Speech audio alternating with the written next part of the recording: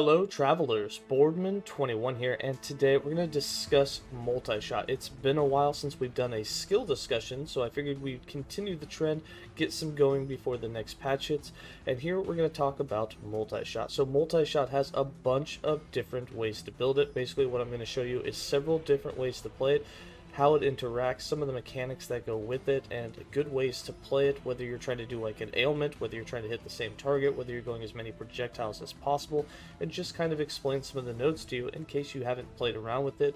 Maybe this will pique your interest and make you want to. Alright, so let's go ahead and get into build number one.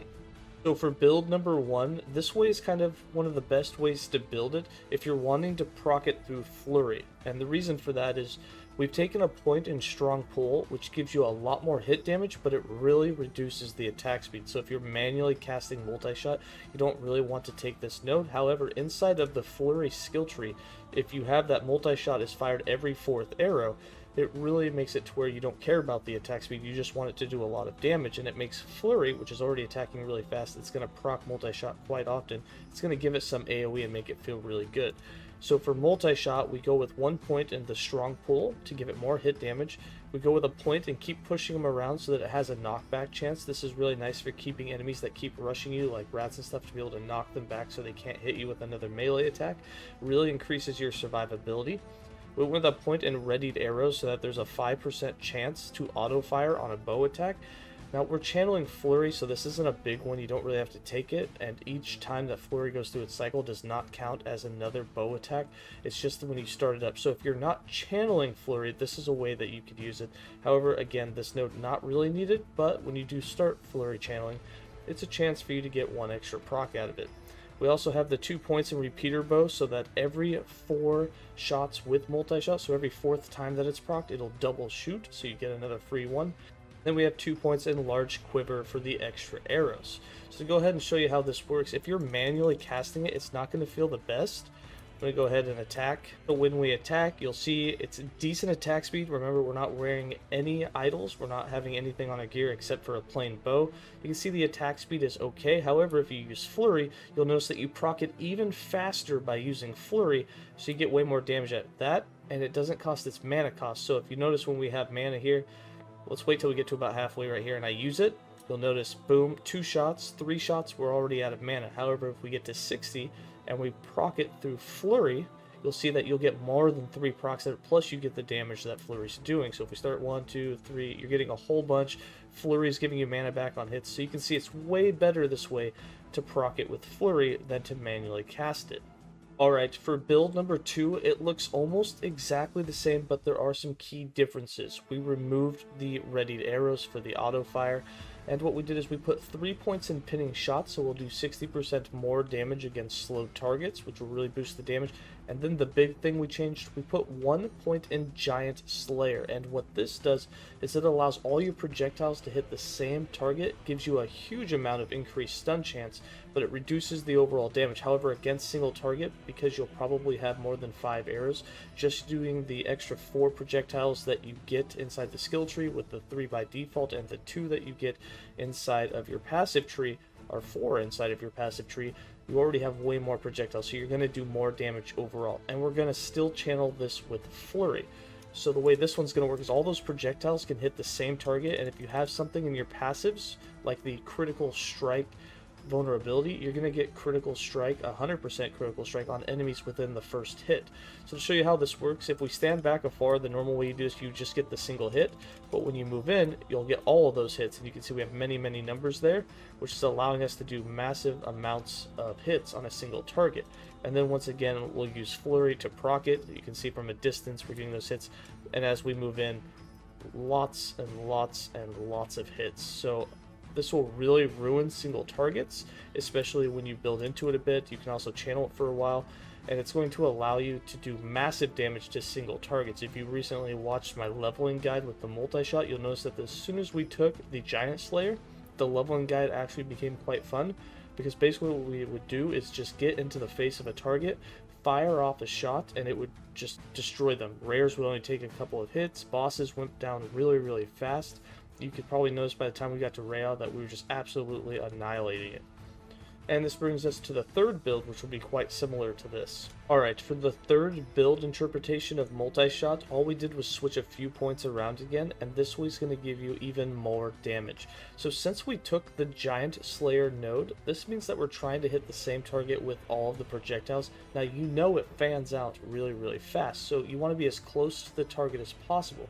So we're actually going to go ahead and synergize this and move some points over here into Hang Loose, and then 3 points into Point Blank. And this is going to give us 75% more damage against close targets. And since we'll get right in the face to try and hit them with all the projectiles anyways, this is a good way to almost double your damage. Now if you have added levels to this skill, plus levels to Multishot on your chest, I believe it comes on, you definitely still want to build into the hit damage into slow targets, because you can still get even 60% more hit damage, and all of these more modifiers are really going to stack up against that 80% reduce, so that you can just absolutely annihilate rares and targets. And again, same kind of gameplay, you're going to get right in the face with it, and you're just going to hit it. And you can see that we're doing about twice the damage we were with the last build I just showed you a few seconds ago, which is just crazy. Again, the main difference with this way of playstyle is if you are far away and you're trying to use Flurry to channel it and get good AoE, you are going to do less damage the further away that targets are, up to negative 75% more damage.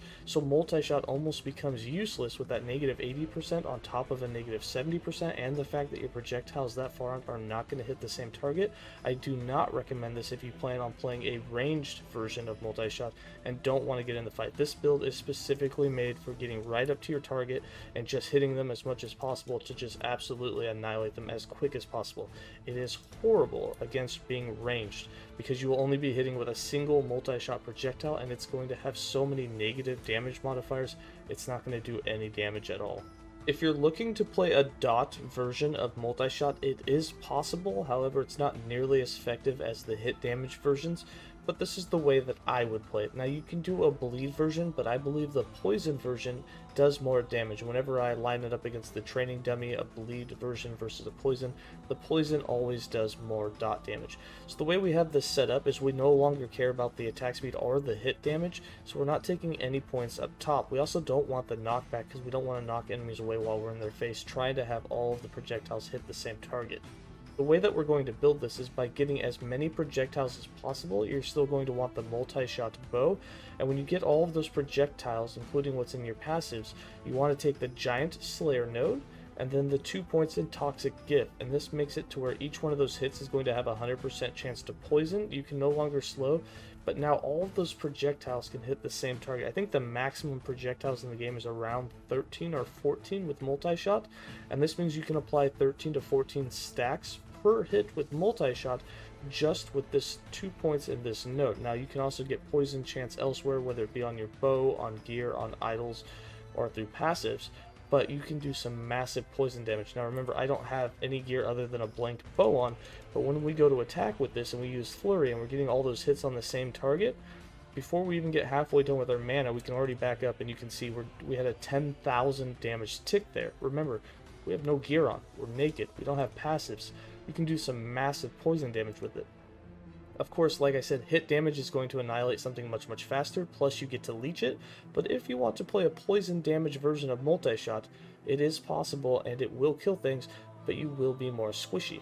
Alright, and now to discuss some of the nodes that I don't like inside of the tree that I really wish would get changed into something more effective. Number 1, heavy arrows. This gives you 25% more damage. The cone width is reduced by 50%, but you have a maximum projectile of 3 arrows coming out. I don't know why you would ever want to reduce that amount of projectiles for only a 25% damage gain.